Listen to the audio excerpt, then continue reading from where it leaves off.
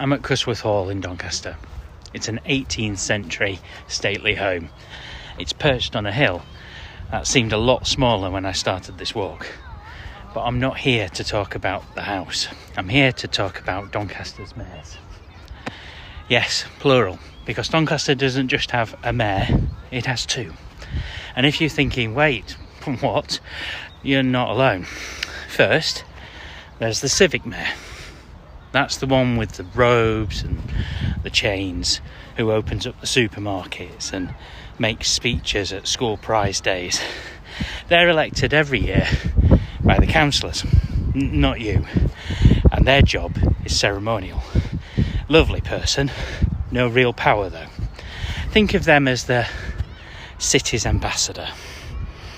But then there's the Mayor of Doncaster, capital M, elected by the people, by you and I, for a 4-year term, with actual executive power. They're like a president.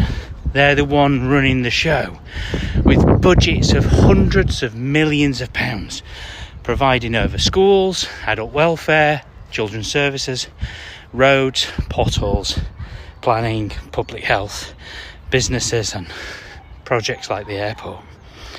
Back in 2001, people voted to have a directly elected mayor in Doncaster, not a councillor-picked leader like most places. So now, every 4 years, voters pick someone to head the council and get things done. Again, roads, schools, bins, housing, all of that. They appoint a cabinet, set the budget and decide local policy. You know, that awkward pothole outside your mother's house? They don't fill themselves, you know. But the elected mayor is the one making the decisions on whether it gets filled or not. Oh, and just to complicate things, there's another layer. Because over there is the mayor of South Yorkshire. A third mayor. The South Yorkshire mayor also has, within his remit, acts as a police commissioner. They cover Doncaster, Sheffield, Rotherham and Barnsley, and they're in charge of transport, investment and the police, and really big infrastructure things. Basically, if it's too big for one council, then they're sorting the things out that are bigger, like buses. It's probably in their remit. And here's the twist. Doncaster's mayor sits on the board that helps run South Yorkshire too. So they get to tell the South Yorkshire mayor what they want them to do, and then they work in a local leadership working group with the other leaders around South Yorkshire in order to work out their strategy.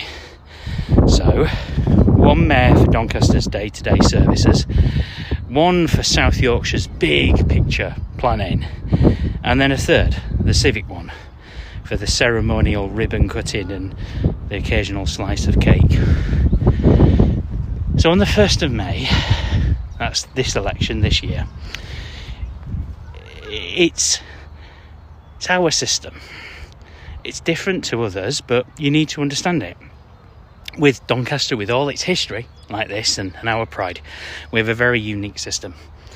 So on the 1st of May, the elected mayor is the one that really impacts your lives. If you live in Doncaster or work in Doncaster, they're the ones who are responsible for most of the things you complain about.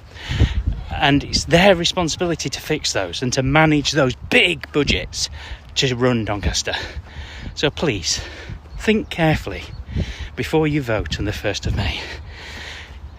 Now, if you excuse me, I'm going to pretend I'm not completely out of bed and go and get a drink in here. But just consider who you're going to put in there.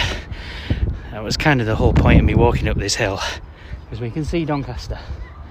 And on the 1st of May, you're going to decide who runs it.